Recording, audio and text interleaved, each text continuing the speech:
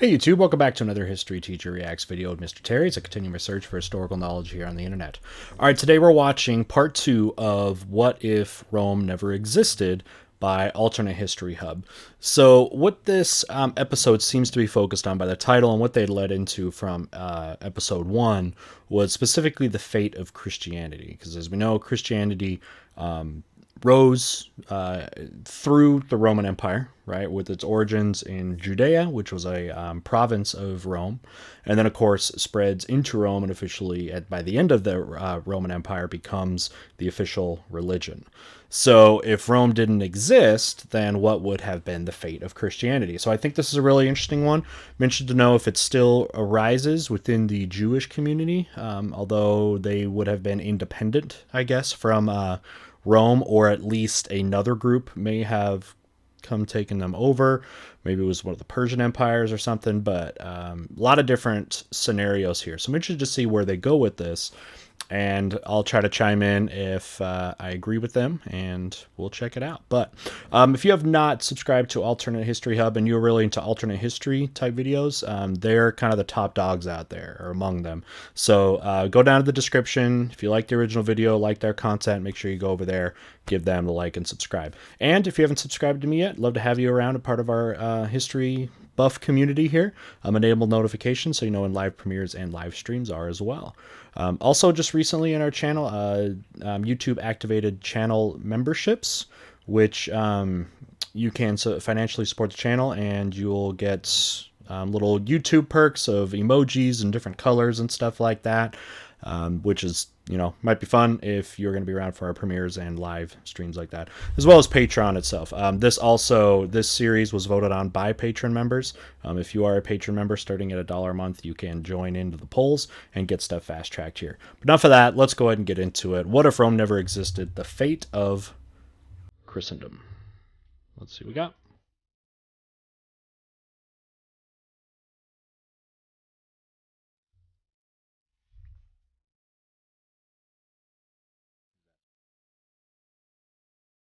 Who are all these people?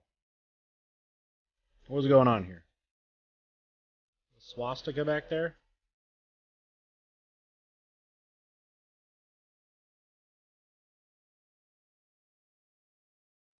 And what's that? Oh, a book. Very first novel. Oh, cool. Check it out. They stripped him and put a scarlet robe on him, and then twisted together a crown of thorns and set it on his head. They put a staff in his right hand. Then they knelt in front of him and mocked him. "Hail, King of the Jews," they said. Would any of this happen in the stuff from the New Testament?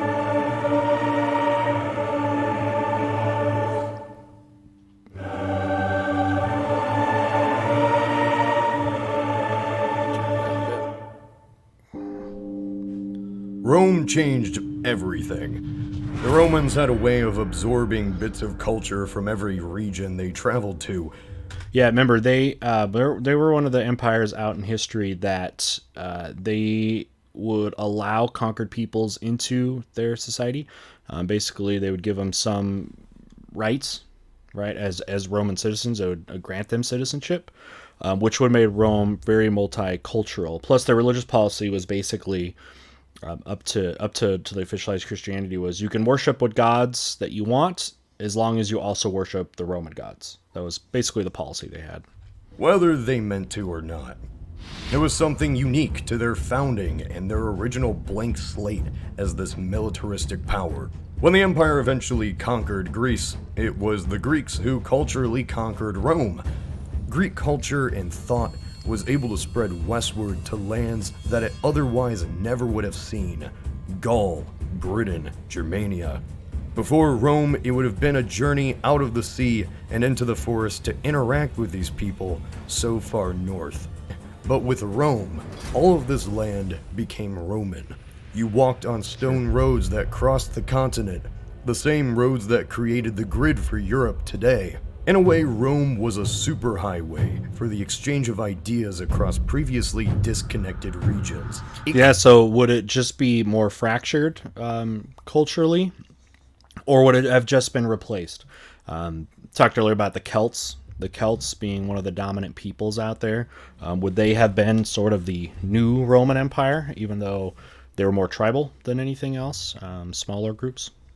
Created an exchange of information on culture, architecture, and religion that otherwise never could have mixed. In the second part of the series, I want to focus on the way Rome transformed Europe with the exchange of these ideas, and how in the absence of such a unifying force, what we think of as European takes on a new alternate path.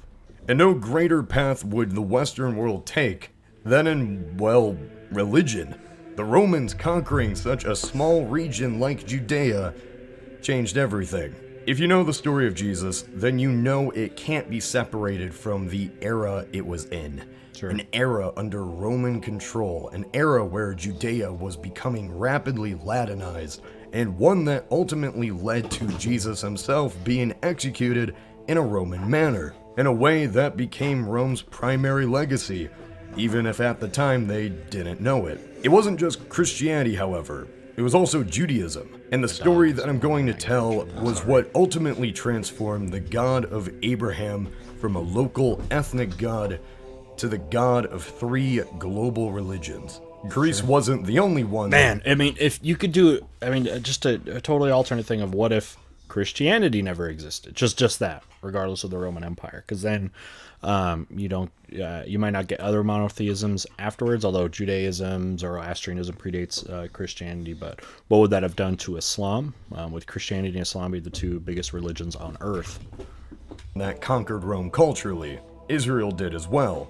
Which is funny because of all of Roman history, Rome didn't think much of Israel. I'm not simply saying they didn't like the Israelites.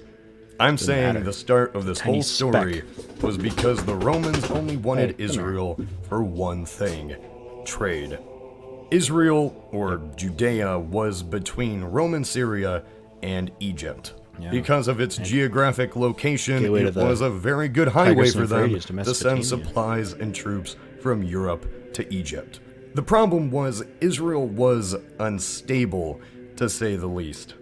It wasn't seen as very reliable for trade when rebellions or disputes happened often. The story of Israel has always been one of being a tug-of-war between multiple societies. It was Babylon for a while. You were, conquered by the Babylonians, and then the Persians come in, and they've always been in a tug-of-war between the East and the West, and with at times having some independence, but in many times being ruled by foreign groups. And you can go through Hebrew scripture to see which ones they like. The Persians were far more tolerant, so they liked them more, but the Babylonians they hated the Romans. So it's always been a tug-of-war. It's been the history of these people in that region. Rome didn't like instability, and being such an important route, when Israel had a political dispute over, say, who would be king, Rome wasn't very happy. At first, they interfered in 40 BC, designating Herod the Great, yes, the one who built the temple.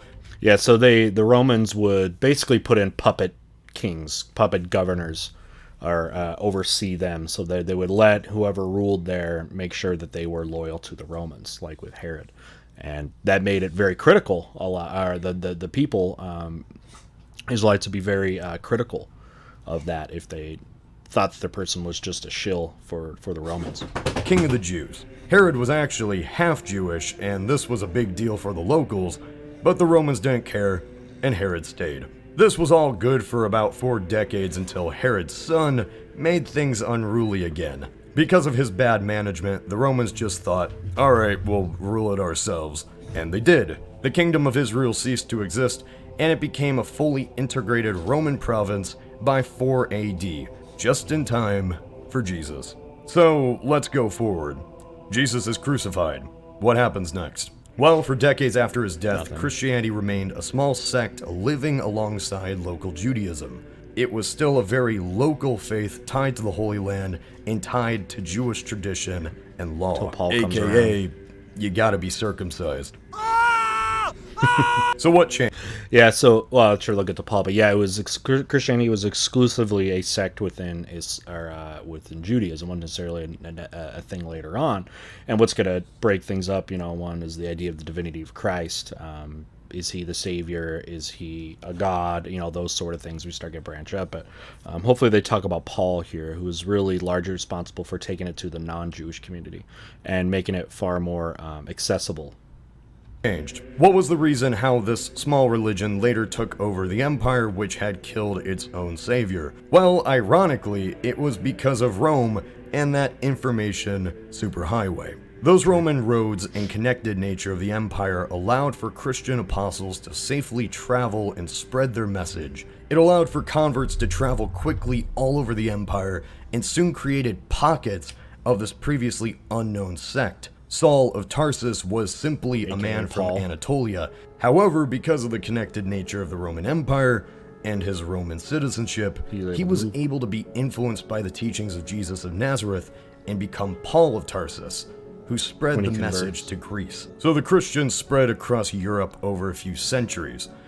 But Saul originally, then when he converts to Christianity, becomes Paul. So he is the most important missionary in Christian history, as he was really the one responsible for taking to as what they call the Gentiles, who are the non-Jews, and making it accessible to them when originally it was exclusive to Jews.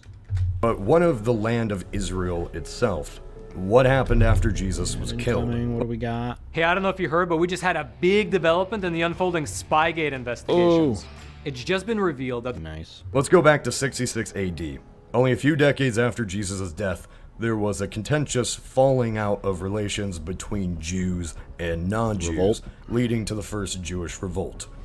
So this is going to be one of the most important things that happens to not just Christianity, but Israel in general. So make sure you're paying attention. Long story short, the Second Temple was burned and destroyed by the Romans, and angry at the Jews for rebelling, they were banished from Jerusalem.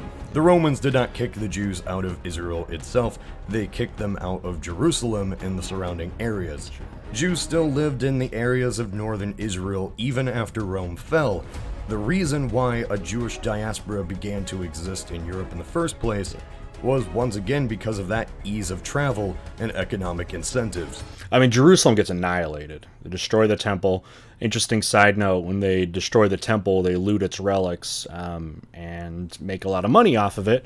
And it said that a lot of those spoils from the Jewish revolt the Romans got out of that was directly used to fund the building of the Colosseum, which happens in just a few years after this. Fun side note, I guess. But yeah, now that they're the Jews, they're saying they weren't kicked out, but relatively speaking, they left. They got driven out and had pockets all over the place. So Christianity spread through refuge as well. With all of this discussed, finally, it is time to come back to the alternate timeline. Right. So, what would have happened? Without Rome, in an alternate timeline, the Jews would just remain a people that rule themselves. Sure. However, without that connection to the empire, they don't spread out across Europe and create enclaves. Sure. They would be a people who are still known to their neighbors, like the Egyptians, Greeks, or Arabs. But that's it. They really don't have a connection to Europe ever. It was really because of the spread of Christianity. Because I don't know if any of those European groups, Celts, any of the Germanic tribes later on, they probably don't go all the way to Judea. Right, if they conquer, they probably don't do all that. So yeah, it doesn't at least spread to the west. Still possibly could spread into the east, into Persia potentially. Which made the Old Testament and the tales of the Israelites so well known to the rest of the world. And without Rome, well, what happens to Christianity? I'm Catholic, so don't try to read into what I say as atheistic or anything. In a world without the Roman Empire, Christianity as a global religion simply doesn't exist. Probably. Now let me explain. Probably. Yes, the obvious points occur. Without Rome, Jesus is not crucified because crucifixion was a Roman practice. True. The Romans were the ones who executed Jesus. But let's just say that even without Rome, there is still the Jesus we know living in the land of Judea, just without Roman influence.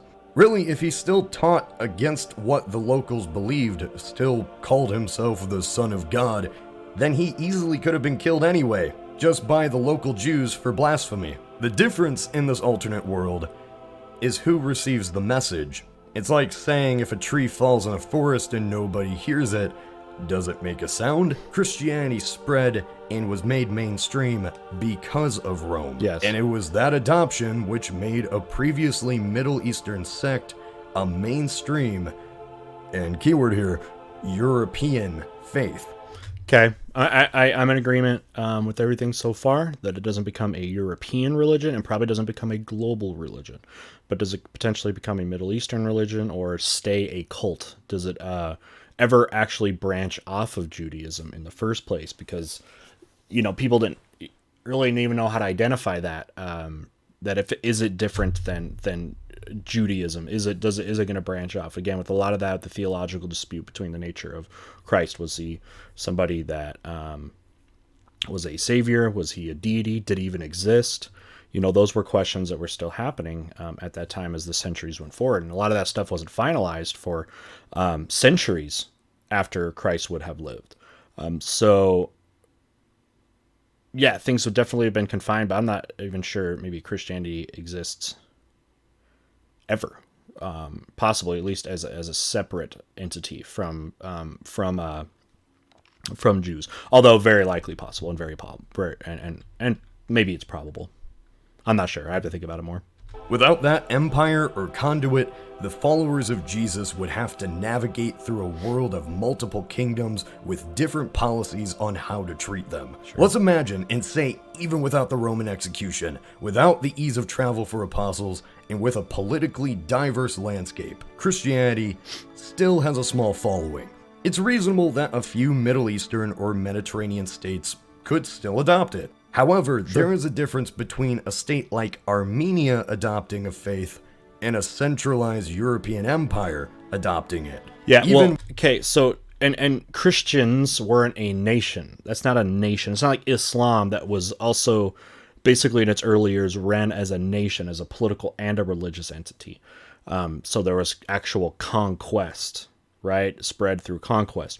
Christianity was stayed as something that would have traveled probably through trade, like other religions did, especially because you'd still probably have, at least to some extent, the Silk Road, although the Silk Road thrived in the ancient era because of Rome, as it was kind of the western part of it, connecting itself through intermediaries all the way east through to China. But I mean, that's how religion spread on the Silk Road as well. It's how Buddhism did. So it could have been more like a Buddhism and have pockets but spread throughout trade routes. I could see that being a very much a possibility for how it could have spread and looked. With the best luck, it's unlikely Christianity could have ever spread to foreign lands like Gaul or Italy or Britannia. That's probably true because, I mean, the Silk Road also, and just the trade network would not have, without Rome, would not have been probably as busy going into the West, because these long-distance trade routes, they really require stable, powerful nations to protect the routes and to organize the buying and selling of products there. So if there's not a large political entity, trade would have been a little bit more sparse and probably not as connected, and even having even more intermediaries, thus maybe not allowing Christianity to even have the ability to spread as far in the West as it could have. But in the East, you have some powerful empires. It probably would have spread way better east than it would have west, in my opinion. So what we're left with is a Europe with an entirely different feel, for the lack of words. I don't really know how to describe it. The Europe we know was not just created from Rome, but it was also solidified by its last dying act, normalizing Christianity.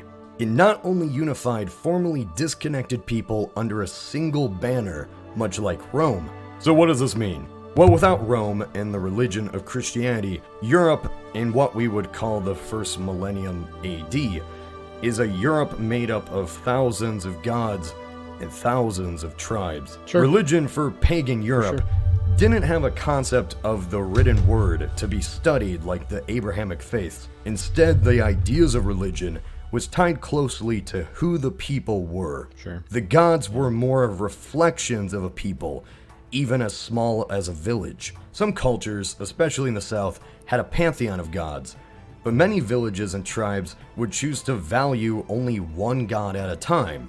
Sure, I mean, Nature we see that in other cultures too. You have patron gods of certain cities. That goes back to the polytheism even of Mesopotamia, how they had that, where each of these Mesopotamian states, like in Sumer and Akkad and that, would have these specific deities, sometimes for a specific city that they did. So it was a reflection of their own selves. It's really how polytheism has often worked. Definitely studying the polytheism too, and doing compare and contrast of polytheistic religions is really fascinating because you can see a lot of similarities regardless of where you are. of these gods varied wildly depending on which part of Europe you were in. Farther south, the more connected Mediterranean world would share certain gods. The Etruscans frequently adapted Greek gods as their own. Now, going up north into the Celtic lands, remember, without Rome, they still would have controlled a large portion of Europe. Celtic gods were extremely tied to nature. The closest I could say is like the Native Americans before colonization. Celtic gods were personifications of the forest and mountains that they lived in. They were animist as well, worshipping and valuing certain animals. To the Gauls, the boar was the most sacred animal. The worship of all of these gods in an alternate pagan Europe is loose and varies by region. It's likely that religion in Europe would be more of an exchange of ideas where different cultures simply swap and adapt depending on who they interact with. What seems to be a running theme in a world without Rome is that the Celts, Gauls, Britons, Germans, and Scandinavians are far more isolated. Sure. Hi. And you look fantastic. Thank you. I finally hit.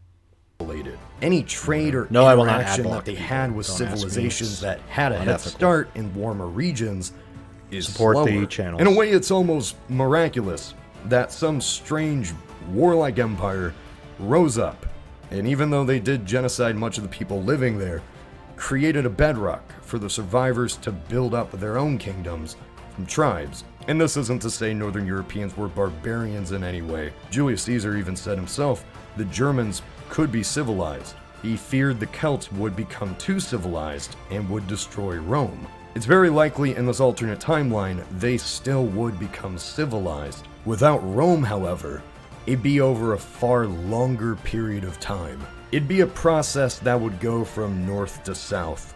The southern Gauls forming their own kingdoms, influencing others to unify their own tribes, and make their own as well. So you wonder if what Europe just would have turned into is what happened after Rome, right? Feudalism arises, small kingdoms, local loyalties pledged to landlords, warlords, for more local, rising out of the need of protection.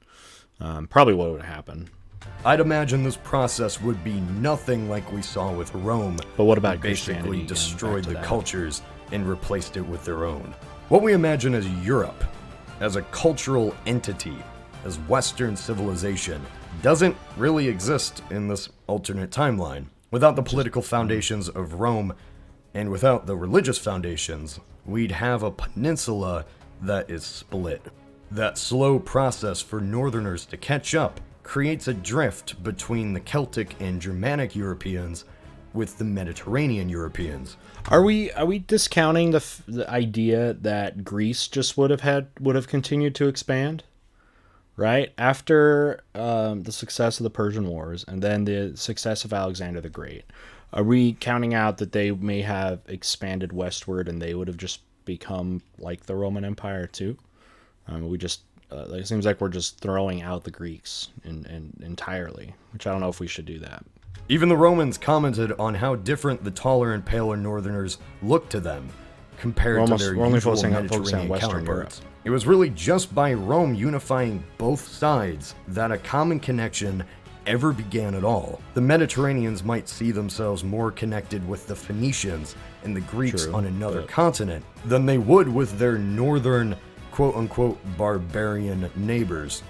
But the Greeks were doing a colonial process anyways of like the Italian peninsula. They already had colonies out there before obviously the Romans took them over. So I mean, it doesn't mean they wouldn't have moved further west. They probably would have stayed more on the Mediterranean, maybe not get into northern Europe. I would agree with that. Just like how Rome didn't get into northern Europe. Speaking of the Greek, let's move on to an Eastern Mediterranean world without the Romans. When Rome expanded their borders into the Hellenistic world, the Greeks had already influenced so much of the East. Even without Rome at all, the armies of Alexander still would have marched, conquered, and fallen.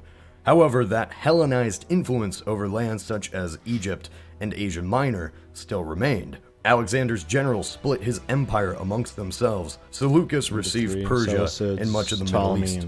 Ptolemy received Egypt, and Greece was divided into the kingdoms of Lysimachus and Cassander. Eventually, these last two fell. The Seleucid Empire and Ptolemaic Egypt continued to survive into Roman times, ruled by a Greek upper class and often Hellenizing the region as much as they could. However, because of competition with the Romans and their eastern expansion, it brought down both of these empires, along with the multiple kingdoms in Anatolia. So in such an alternate timeline, what exactly does an Eastern Mediterranean world look like without the Romans? An alternate Greece isn't that much different.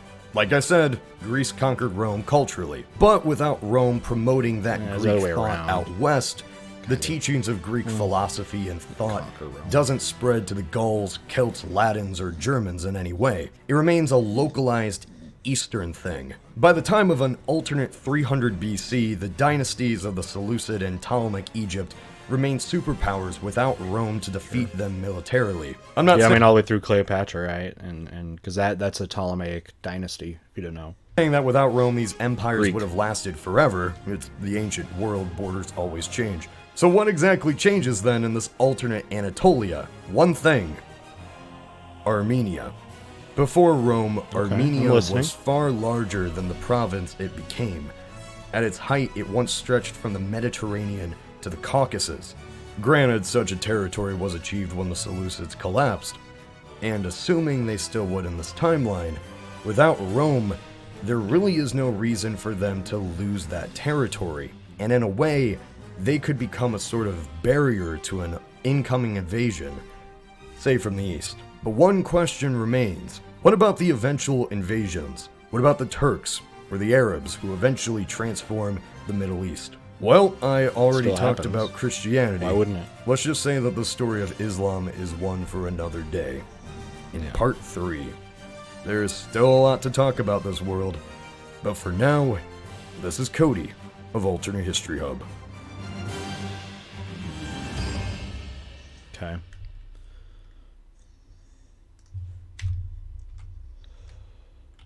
All right. I'm really glad that they ended with the talking about the Greeks there. Now, the Greek remnant of Alexander's empire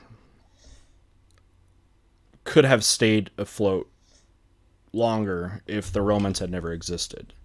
And they basically ruled. Alexander dies, and at a young age, probably about 32 or so, and didn't necessarily have the institutions in to run them as an empire. So it breaks up between three generals, right? So basically, it breaks up into the empires or kingdoms that they were before: Egypt, Persia, and then Greece.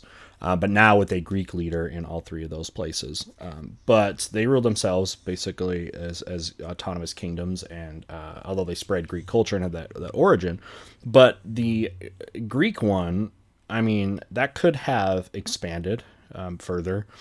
Although there's not necessarily precedent for that, because the Greeks never went into more central or western Europe, or even north of Macedon. They never did that even in the Greek city-states, but that's because they were by city-states and there was no unified Greek empire. There's no such thing as something like that before. But with sort of the imperial legacy that was left by Alexander, I mean, the Greeks could have become that, and I guess could have gone in, and because they did set up colonies in the Italian peninsula, I mean, it could have been them going after the Etruscans and starting to expand Greece that way. I could see that have been possible. But they, looks like in this video, don't really think that they would get that big. And there's nothing to say that it would have done that. And without the Roman competition, that the Greeks could have expanded. It may have just stayed the same at best. But it is a possibility, I think, for that to happen. But of course it never did. But again, that was in large part due to what the Romans did to Greece, and end up moving in and making it a province of the Romans and defeating them that way. So, but I'm glad they got that, because that was the only thing that had come to my mind that I thought they could have missed, but I'm glad that they did. So, just to kind of recap what I guess I saw from this, they said how Christianity would not have become a European religion, which I would agree with, because the trade routes would not have been as connected to the West. And of course, Christianity really got catapulted when Rome later on, but it's going to be, 300 years after the beginning of Christianity, it becomes official religion of Rome and kind of imposed that way. And that's the biggest thing to help it spread. Although it spread underground through those trade routes and through, because it was an illegal religion for centuries there. But I could see, though, Christianity developing in pockets east of Judea. Similar to how Buddhism spread from India into China, it could have spread, I think, that way, as many religions sometimes do in along trade routes. I could see it happening. But as a Western European religion, yeah, probably doesn't happen. I would agree with the authors there with that one. So I guess I only wanted to agree with this. Or I really didn't disagree with anything that they had said, but overall, I think they did a good job. I think I've now seen 2 or 3 of these alternative history hubs videos, and for the most part, I think they give logical explanations or logical possibilities with things, and I think we're fairly minded, similar minded that way. So. Good stuff. Do you guys think that there would be a different timeline than what they discussed? Go and get a discussion going. You can get a discussion going as long as it's civil down in the YouTube comment section. Even better place would be to join our Discord server, which has over 4,000 members, and you can pop yourself into the Rome category and talk about this. Talk about alternate timelines. Just make sure that you are open-minded to what people have to say. And when it comes to alternate history, there's so many possibilities. There usually is no right answer. So try to look at all the things, and hopefully you can enjoy that. All right, if you like the original video, and if you have not gone to the original, and give them a like and subscribe, make sure you do that over at Alternate History Hub. They do great work over there. Awesome stuff there. Love to have you as a sub on my channel. Enable those notifications. Links down below to things like Discord, Patreon, etc. But first and foremost, thanks for just being here and being a part of a community and sharing my historical journey with me. All right, we'll go ahead and see you next time. Bye.